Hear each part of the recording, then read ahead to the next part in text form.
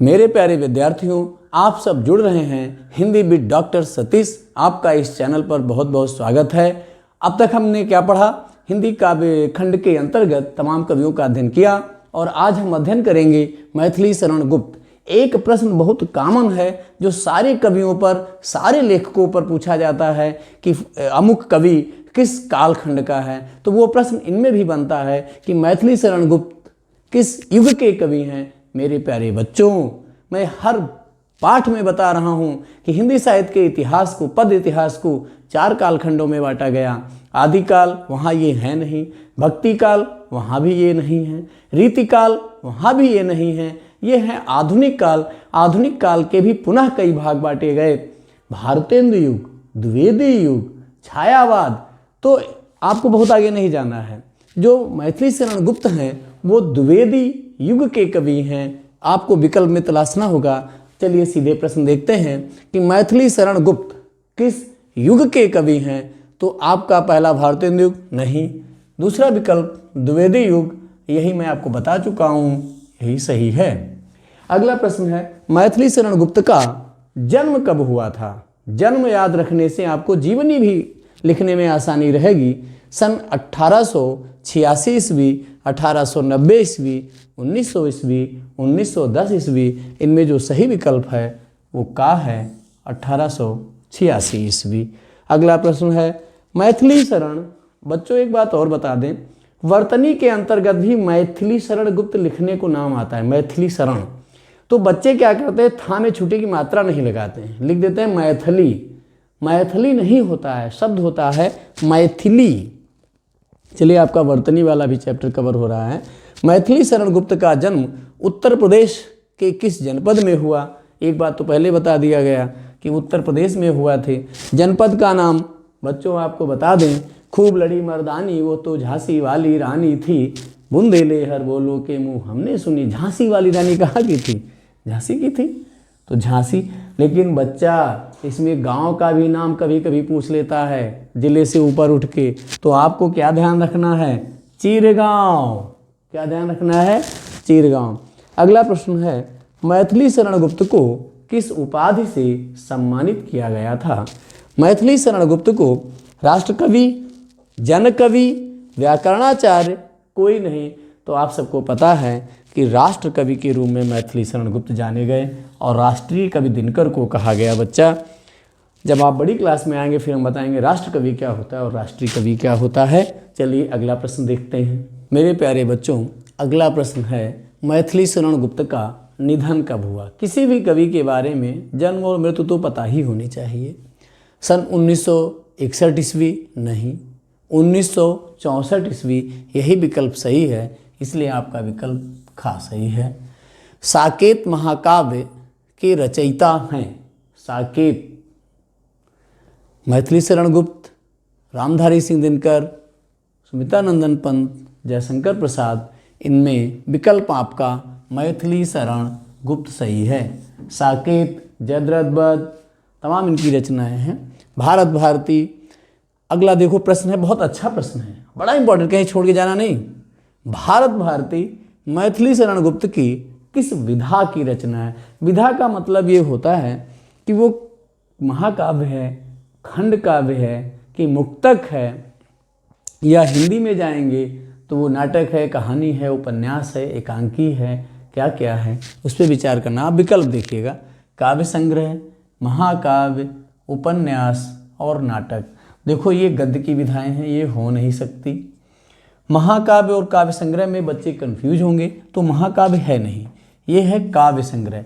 थोड़ा आपको बता देते हैं बेटा, महाकाव्य क्या है। काव्य संग्रह का मतलब जिसमें कविताओं का संग्रह हो। इसके 3 खंड थे और उसमें कविताओं का संग्रह है, देश पे, देश प्रेम पे, मानवता पे, सभ्यता पे, संस्कृति पे, समाज पे, उस पर संग्रह है, इसलिए काव्य संग्रह।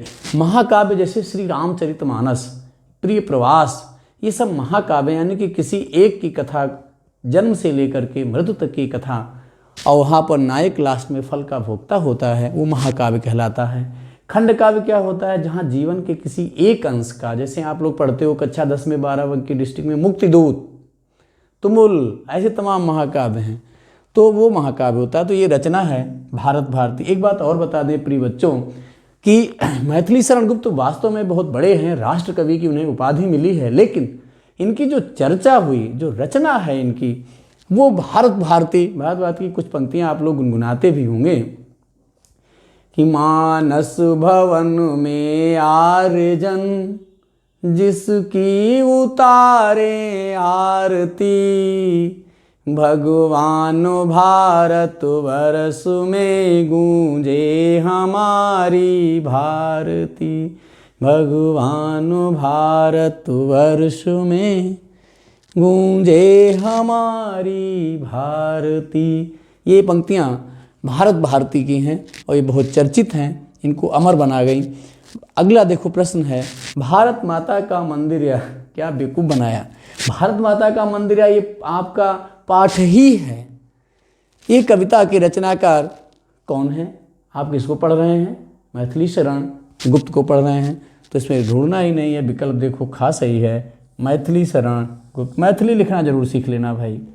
यशोधरा की काव्य विधा, फिर वही बात जो इसके पहले आया था कि क्या है, महाकाव्य नहीं, खंड काव्य नहीं, चंपू काव्य। एक नया समझ में आया। चंपू क्या है मेरे प्रिय बच्चों?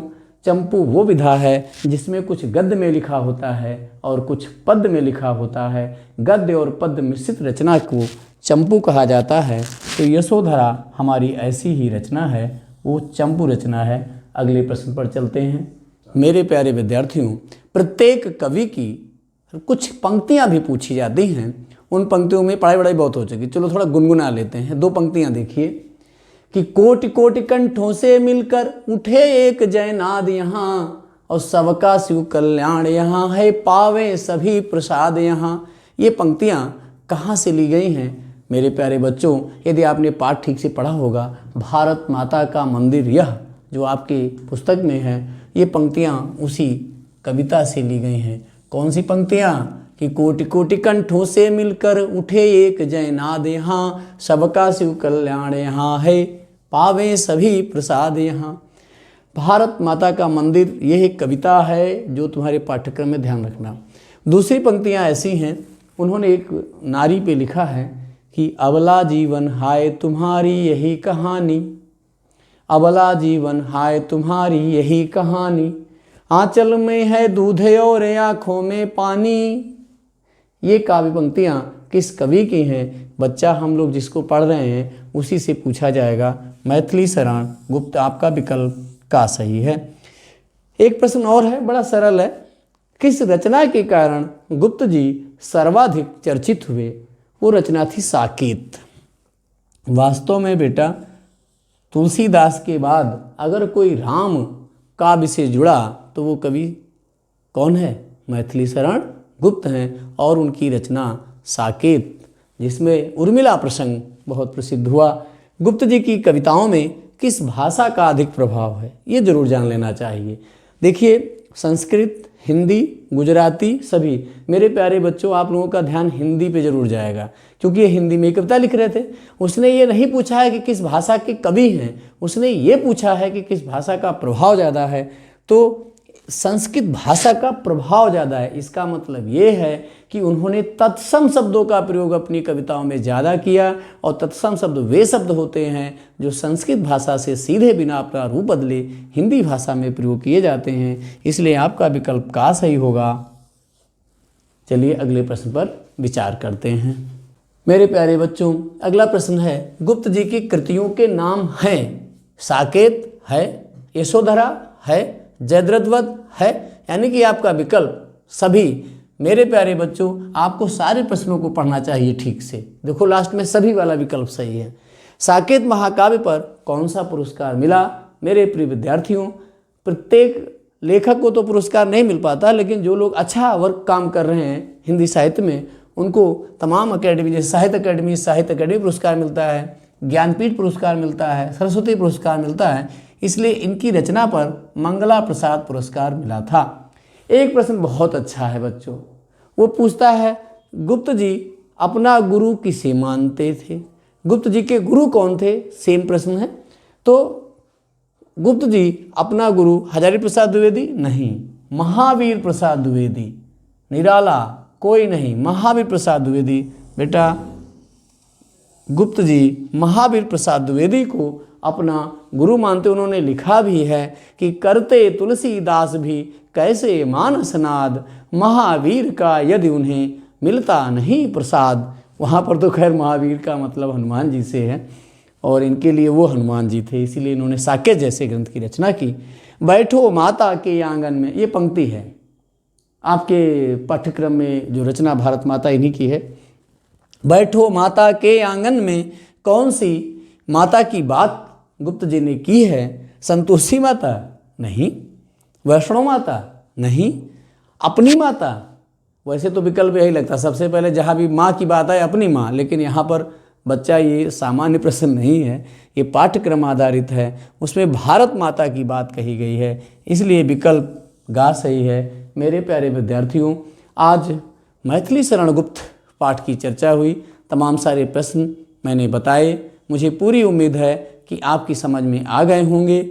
आप इन्हें खूब अच्छे से पढ़िए, अभ्यास करिए। ये आपके जीवन में कोई ज़रूरी नहीं कि इस परीक्षा में सारे प्रश्न आ जाएं, लेकिन आपको इतनी परीक्षाओं से गुजरना है, कहीं न कहीं आपको इसका लाभ अवश्य मिलेगा। आप पढ़िए, अपना मस्त रहिए, ठंडी का एंजॉय करिए। बहुत बहुत धन्यवाद।